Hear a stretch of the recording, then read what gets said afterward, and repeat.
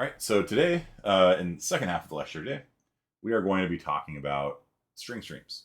Okay, so a string stream is a string that is a stream, or a stream that is a string.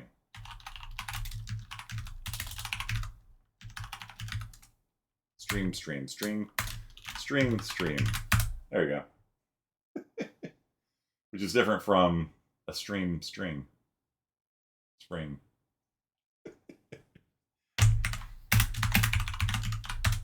There you go, string, stream. So, to date, we have learned two different types of stream I/O. One of the ways that you can, yeah, Glaves used to teach CSI 40. Yeah, he's a really good instructor too. So we've learned two different ways of doing streaming I/O. The first way is using cin to read from the keyboard into a variable. This is like what we learned on the first week of school, right? The second way we learned recently, which is you can read from a file into a variable the same way you can read from the keyboard into a variable. And what we're going to learn today is how to read from a string into a variable. So, let me show you what I mean. And so in order to use string stream, you have to include string. That. And so let's say I have a string s that contains the numbers 10, -30, 56, 9001. So let's say I want to be able to read from this string, just like kind of like how when you type in these numbers from the keyboard, you can read from cin into a variable. So let's say I've got four variables, x, y, z, and w. W always comes after z, I don't know why. And normally you could do something like this. You go like cin into x, into y, into z, and into w, and then we get cout x, and y, and z, and w. And so when I run this code, I can type in some numbers, 90, 80, 40, 20, and you can see 90, 80, 40, 20 come back out. You guys all understand this, right? That we're just reading four numbers in from the keyboard, and then we're printing those four numbers back out to the screen. Yeah? We haven't done anything with the string yet. It's waiting. Okay. So wouldn't it be cool if we could like read these four numbers from a string, just like how we could read from cin? Now, unfortunately, you can't just put an S here. If you put an S here, it won't work. There is something called a string stream that you need to make. And if you make a string stream, then you can read from it just like you can read from the keyboard. So the magic line of code is this. String stream. And you build the string stream out of the string. And then you can read from the string as if it was like a keyboard, right? So instead of cin here, we're reading from this, okay?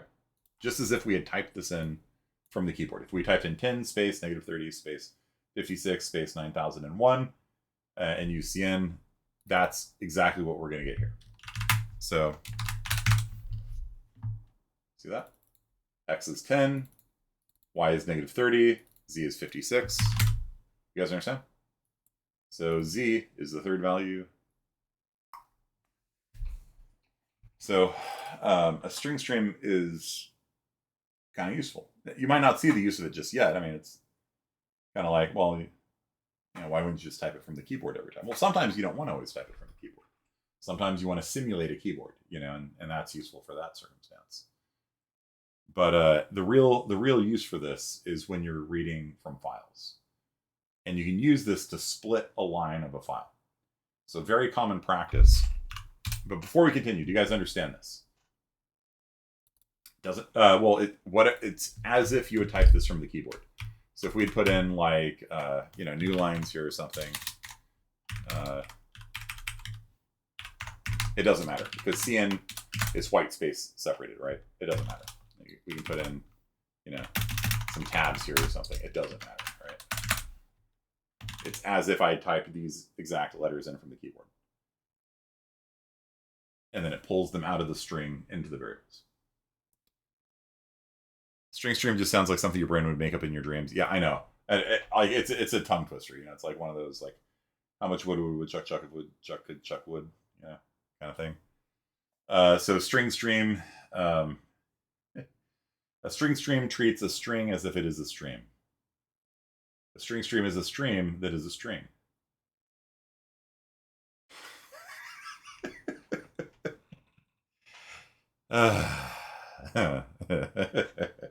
Yeah, I'm with you on that.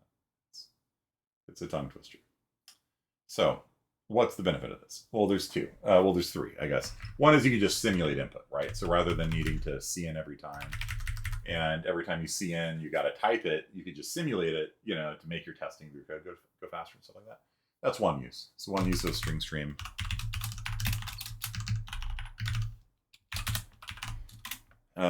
Simulate keyboard strokes, so you don't have to type every time. That's nice, I guess.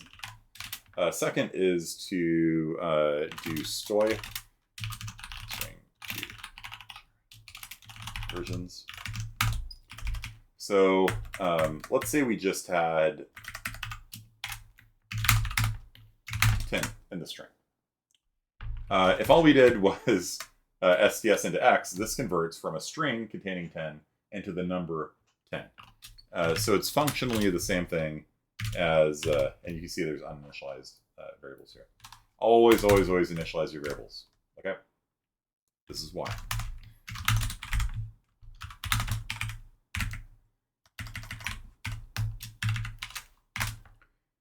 So this is functionally equivalent to me doing this, right? X is equal to string to integer S. It's functionally equivalent, but string to integer throws an exception if an error occurs and Stringstreams don't. And so if you don't want to have to deal with the exception and it killing your program if it doesn't contain a number, then like if this is squirrel, then when you try calling stoy throws an exception and it kills your program. If you did this with Stringstreams instead, like this, then what happens is X is just set to 0. Depends what you want. But it's basically, it's a way of converting from string to integer without dying. Okay. Later on, you guys will learn how to catch exceptions, so stoy isn't as deadly as it is right now. But for now, Stringstreams are a way of converting from a string containing numbers to so 1001 has now been converted into the integer 9001. The main use of Stringstreams, though, is to parse files. Okay. So your next homework assignment is going to be parsing a CSV file. So a few classes ago, I had you go to Kaggle and download CSV files and put them on the server. That's your next homework assignment. And this is not a auto-graded assignment. This is one where you're going to write a report. You're going to write code, you're going to do the analysis, and you're going to write a report and send it to me, and I'm going to grade it by hand. So I'm going to show you how to parse a CSV. Parsing means you got a file and you're going to load the data out of the file. Okay. So let me show you guys how this works. So we've got here a CSV file that holds data science salaries. I downloaded it from Kaggle. And we're going to do data science on the data science file. Actually, you can pick any data set you want. But right now, we're doing data science on data science salaries. So what we're interested in for our report, or at least for today, for what I'm doing right now, is I'm curious, like, how much more money do you make as an entry-level data scientist versus mid-level versus a senior? And so if you look at each of these rows of data, you've got senior positions listed, you got entry-level positions listed, you got mid-level positions listed. Okay, they're all tagged entry, mid, or senior. And then they've got a salary right here. The salary here is in euros. The salary here is US salary in US dollars. Okay. So what we're going to use is this column right here that has the US dollar salary so that we're all making apples to apples comparisons. And then we're going to see how much is it worth to be promoted from a entry level position to a mid-level position, and how much is it worth to be promoted from a mid to a senior. Okay. When you guys finish CSI 40 and 41, you have enough experience to get a job as an entry-level programmer. I got my first job working doing virtual reality arcade games after taking CSI 41. And it didn't pay a lot, but I was very happy to be working in virtual reality video gaming. Like, it was kind of cool. And what you are, though, is you're a junior developer. You're an entry-level developer. They don't let you like write code on your own because you don't know enough. And so if you're feeling like, oh, I don't know enough, like, yeah, that's the point. That's why you are coming in as a junior. Juniors are all partnered with a senior developer. Senior developers have been at the company usually 7 years, something like that. Mid-level people are in between. Okay. So we want to find out how much money do you make on average as, let's say, an entry-level programmer. Okay. So in order to do this, we're going to have to parse this file. We're going to have to load all of the data in this file into our C++ program, and then we're going to run some stats on it. Probably just average for now. Okay, and I shouldn't have deleted that function. Cool. The average vector function would be useful right now. Oh, whatever. So we are going to make an IF stream named ins, and we are going to open up dssalaries.csv. We're going to open a file, and first thing we're going to do is we're going to throw away the header file.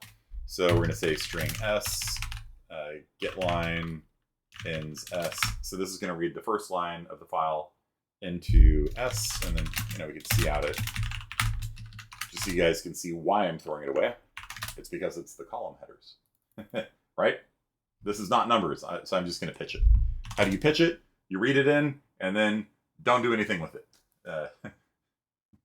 That's how you throw it away. So you just do a read, and then just immediately do another read, and whatever was in there was lost. Okay. So, so the first thing we should do is just maybe load all the rows of data using getLine and just print them to the screen. So we're essentially going to re-implement cat. Okay. So while true, we will getLine into s, and if we hit the end of file, we break. And if we have not, then we output that line. And if we do this, you can see we have now loaded all of the data. Well, we haven't really loaded it. We've just read a string and then printed the string and then done nothing with it. But there you go. Like there's the file. If I ran cat on the thing, you'll see that it does the exact same thing. Line 606 is the last one. My program, line 606, is the last one. Now cat's printing the header, and we're throwing it away, so there's a little difference there. But you guys all know cat? Do you know cat? That cats.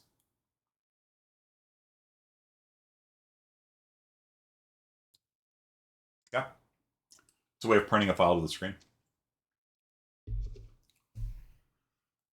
All right. So you know cat. Yeah, you might not know like these things. All right, here's a question. Do you know tack?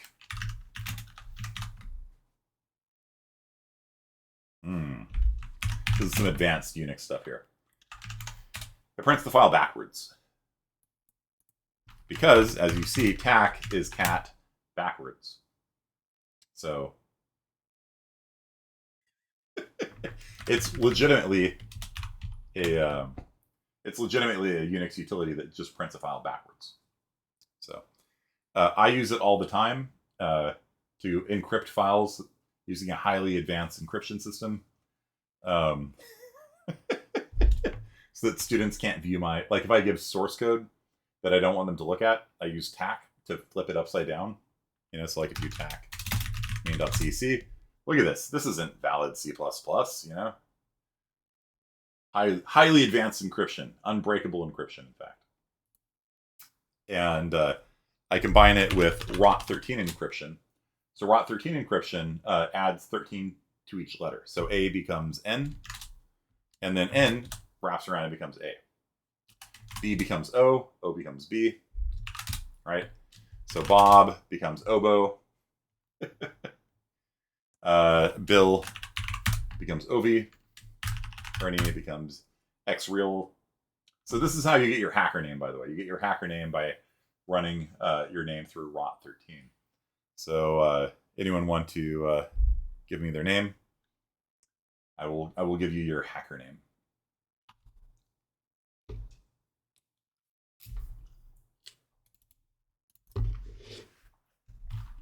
I don't know what happened there.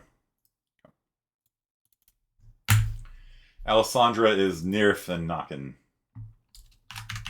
Raphael is Essenry. That's a pretty good one. Cesar is Perfny.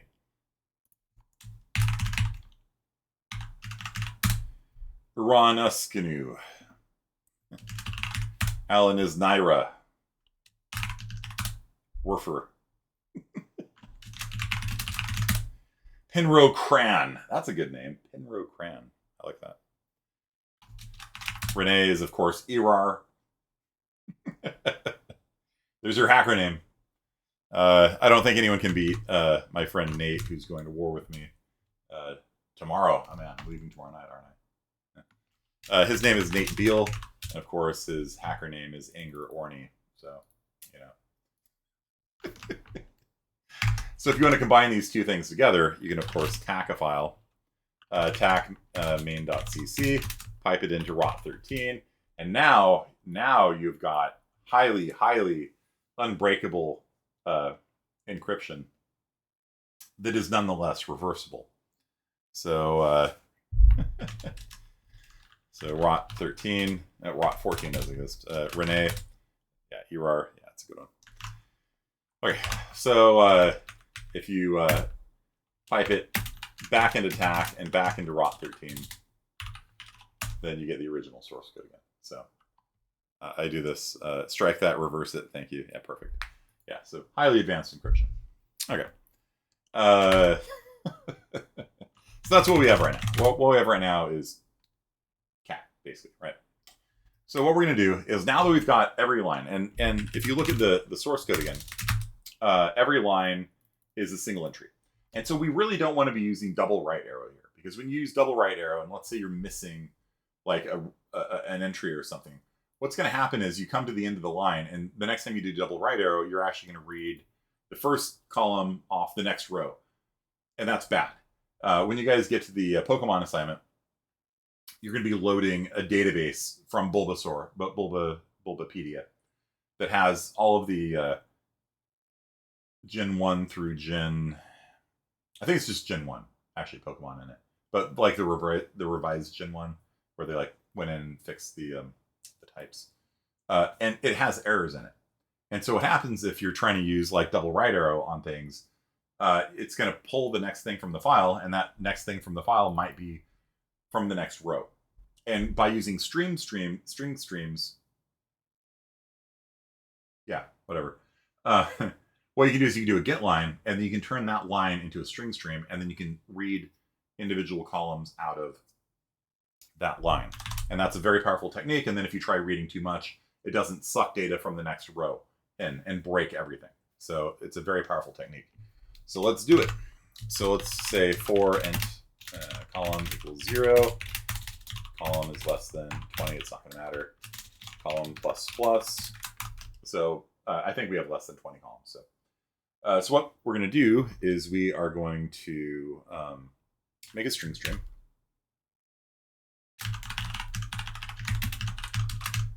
Out of the line. So that line that we just read in, it's going to have a bunch of data separated by commas. And so this is going to turn it into a string stream. And then we can read from that until a comma, and then that's like one column of data. So what we're going to do is we are going to make a new string called, I don't know, temp or something. And we're going to read from, let's do a get line actually. Get line from the string stream into temp. until the next comma appears. And so what this is going to do, it's going to read from just that line. So we've read one line into a string stream, and then it's going to read everything up until but not including the comma and put that into temp. And so if we see out I column and temp, you will see that what we have now is column 0, 606, column 1, 2. No, let's put that.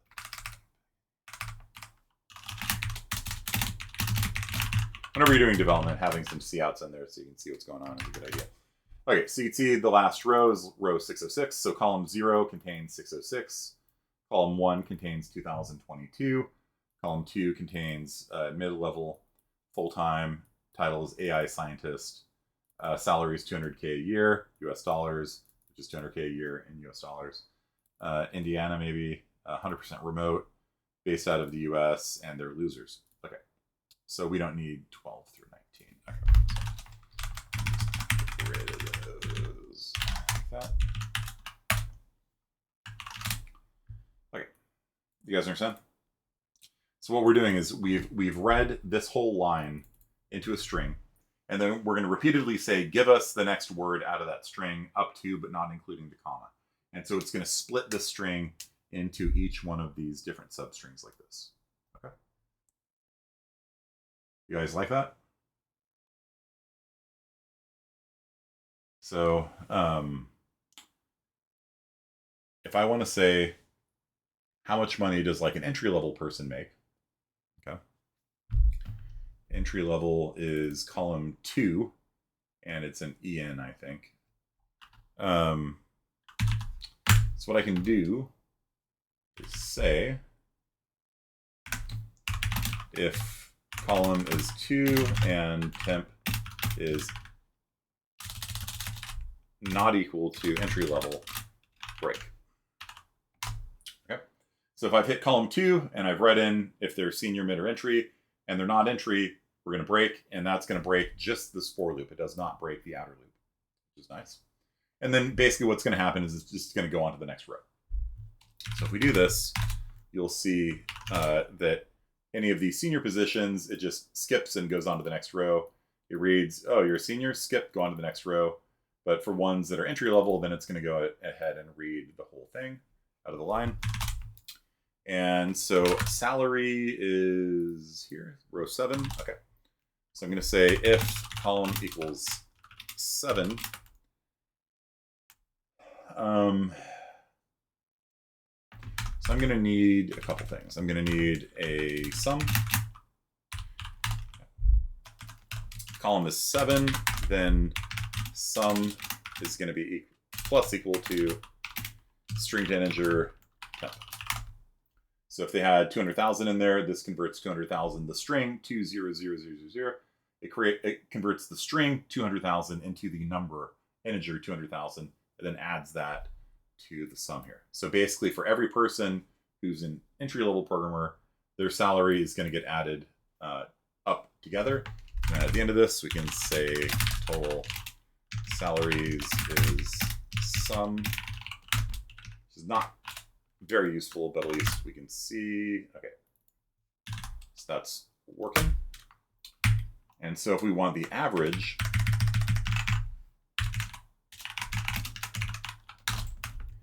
we have to divide by how many entry-level people we had, right?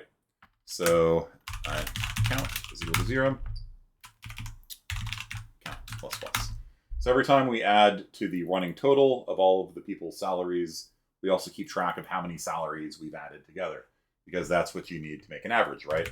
If you're going to average 100 numbers together, you add the 100 numbers together and divide by 100. So we're going to take sum divided by count, and I think that's basically it for your homework assignment. So the average salary of entry-level people is 61,000. We can probably turn off all these other couts because they have served their purpose.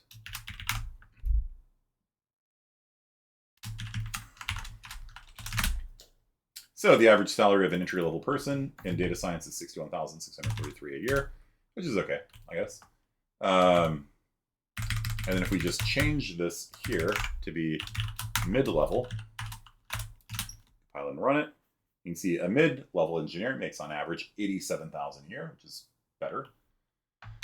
And if we change this to a senior position, then on average they make 138,000 a year. So go data science. It's we're doing data science to see if data science is for you, both in terms of being able to do it and also in terms of salary, if the salary appeals to you.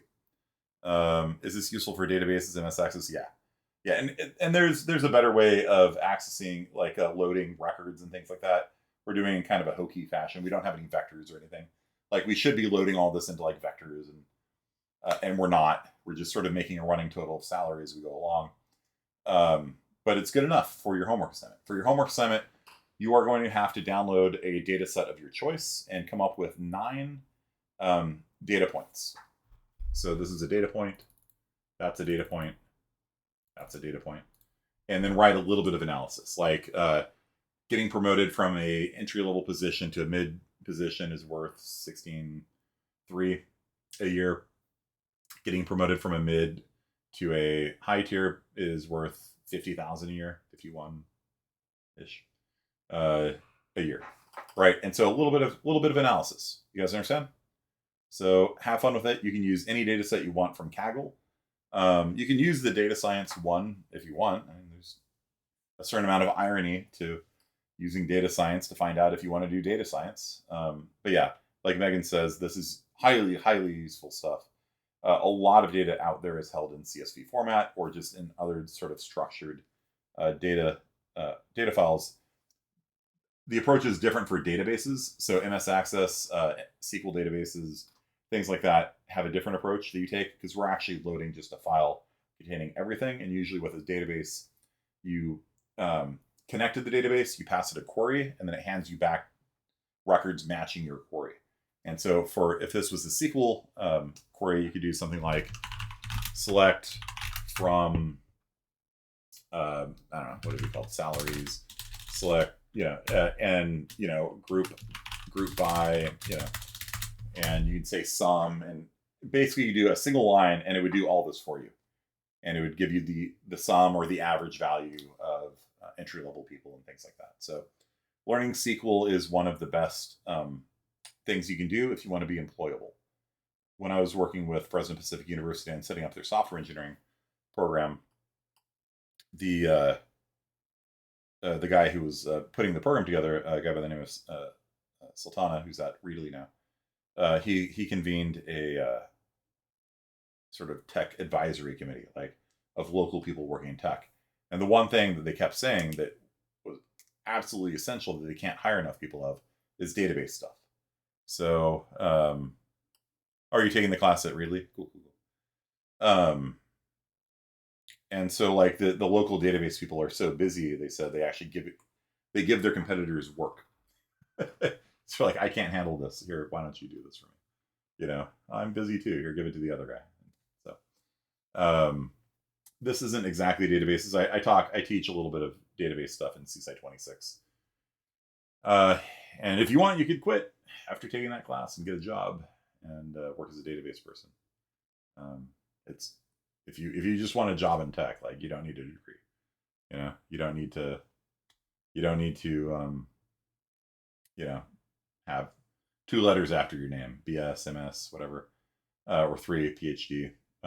If you know how to do database, you can get a job anywhere in the country, in the world, really, because every major company needs a database person. So useful stuff. And so this technique here is basically all you need. This is kind of a low end thing, but this approach towards parsing a structured file is pretty powerful. You basically read one line, and this works for any file that has like every line is one entry, right? Like if we were to look at the Pokemon,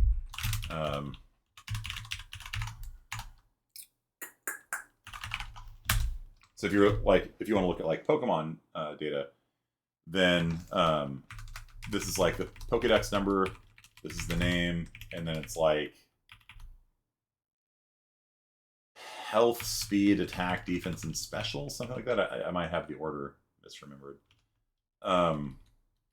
But the thing is, like, you might encounter like Unicode characters or You might encounter like Mr. Mime. Mr. Mime has a space in his name, right? So if you're reading until you hit a space, then you read Mr., not Mr. Mime. And so, you know, anytime you're working with a program, most of the time you're going to be loading data from a file like this. And so learning how to parse, files, and it's missing the 3 plant starters. Weird. It was Bulbasaur. Okay. Anyway. Bulbasaur, Venusaur, and what are the other guys? It's missing.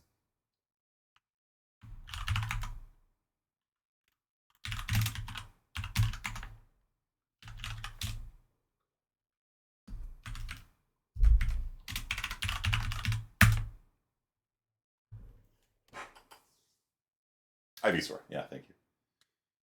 Yeah. So if you say there's a Pokemon command on the server, if you run Pokemon -- Pokemon and then give it a name, it will print a picture of whichever Pokemon you want. This is not a standard Unix utility. This is something I installed on the server. But you can use this to amuse yourself. You can also pick random Pokemon and stuff too. Okay, that's Ivysaur apparently. I'm kind of squinting and I'm not really seeing it.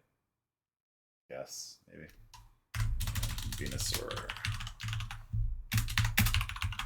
Let's colorize it. There you go.